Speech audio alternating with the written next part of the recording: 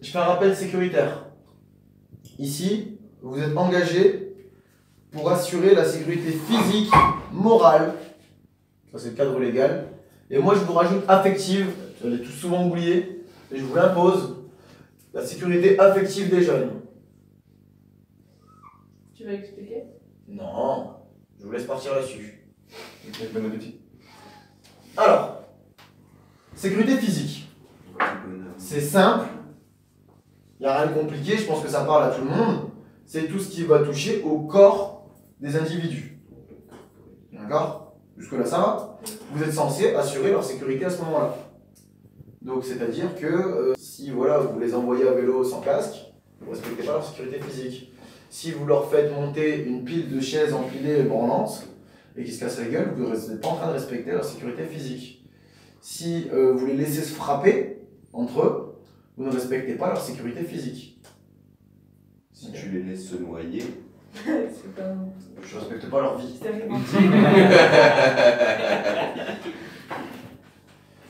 Ok, ça va?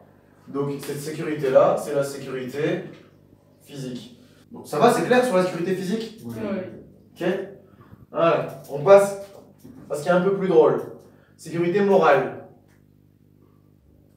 En gros, c'est tout ce qui se passe, là ici, in the head. entre vos deux oreilles. Donc du coup, surtout entre les deux oreilles des jeunes. Alors, déjà, premièrement, savoir que, en parlant de la morale, en France, il y a des législations par rapport à ça.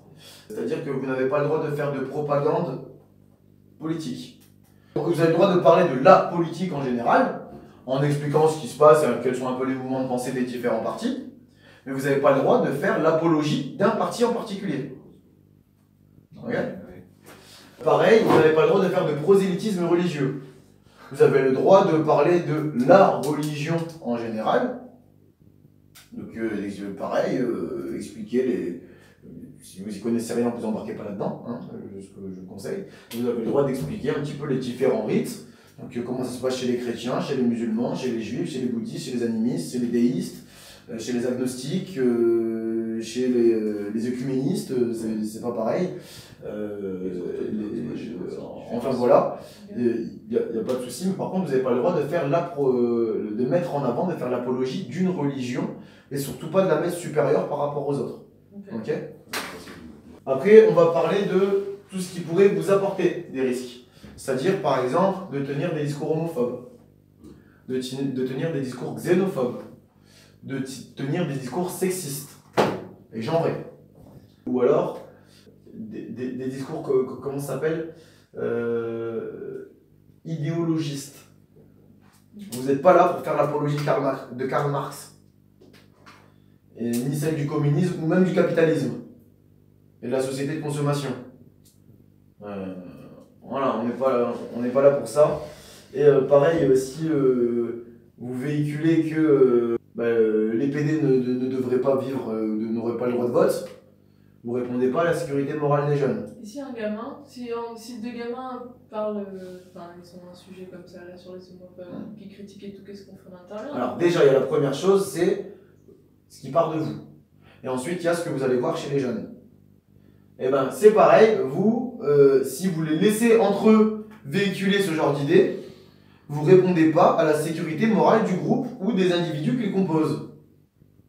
Donc si vous intervenez pas, il y a un moment où vous faites des manquements de sécurité. Ok. On est toujours des modèles.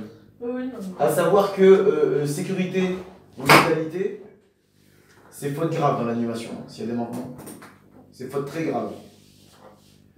Et je termine enfin par la sécurité affective. C'est tout ce qui se passe dans votre petit cœur tout mou, ou pas, ça dépend des gens. Le cœur de pierre, c'est pas le pire c'est d'avoir du caca dans son cœur. Pardon. La sécurité affective, en fait, c'est tout ce qui va toucher à vos émotions. Et à votre ego aussi, les émotions et l'ego. Donc, je sais pas, il y a un gamin qui vous passe devant vous le matin, il vous fait « Oh, tu blaires toi, comme tous les jours ». Je suis pas sûr que vous répondez à sa sécurité affective. Et pareil, si je reprends le même gamin qui blaire, c'est possible, hein, je suis pas en train de dire qu'il pue pas. Hein. Mais s'il arrive dans le groupe et qu'il y a tous ses potes qui font « Oh mais putain, tu sais le savon ça existe mec, oh, on n'est pas... » Va voir un veto, c'est pas l'animal ici. Et que vous laissez véhiculer ça à côté, vous répondez pas à sa sécurité affective. Mais après, il y a des gens qui sentent plus fort que les autres. Oui, après, Qui ont une forte odeur. Il y a des gens qui, vous voyez, ils peuvent se laver 3 fois par jour. En général, même c'est ce qu'ils font. Ils sentiront un peu la transe. Mais ouais, ils ont une forte odeur. Voilà, c'est tout. Il y a des gens comme ça. Mais il va falloir faire quelque chose. Parce que si vous laissez passer, encore une fois, vous ne répondez pas à la sécurité affective. Les gamins. Pareil, si dans les jeux, je sais pas, il y a des jeux où vous laissez les gamins choisir leurs équipes. Et quand ils choisissent leurs équipes, des fois, ça tourne de rôle. Quand c'est tout le temps les mêmes qui sont pris en dernier, et que si vous laissez ça véhiculer, au bout d'un moment, c'est hyper frustrant hein, d'être tout le temps pris en dernier dans tous les jeux. C'est quelque chose qui fait mal au cœur. Je sais pas si vous en aviez conscience ou pas, mais putain, allez discuter 5 minutes de ça avec les gamins qui sont toujours les mêmes et qui sont toujours pris en dernier. Du coup, si vous laissez tout le temps les équipes se faire de la même façon, il y a un moment, la sécurité affective du gamin qui est tout le temps pris en dernier, ou de la gamine, vous y répondez juste au niveau 0.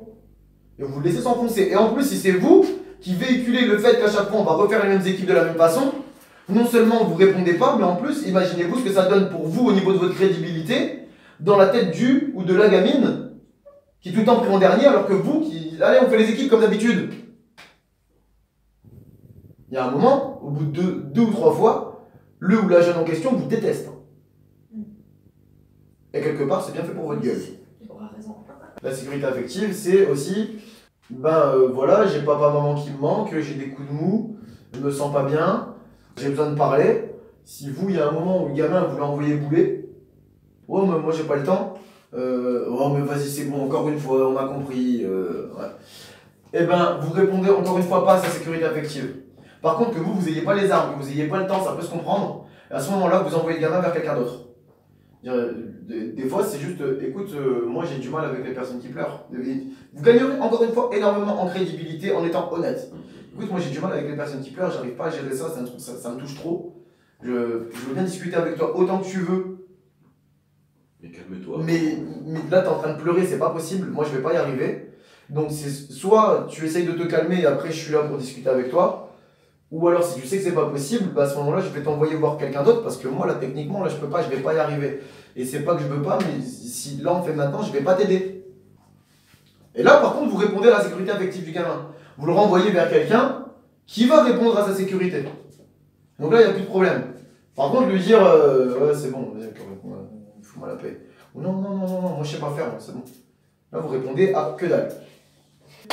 Sécurité.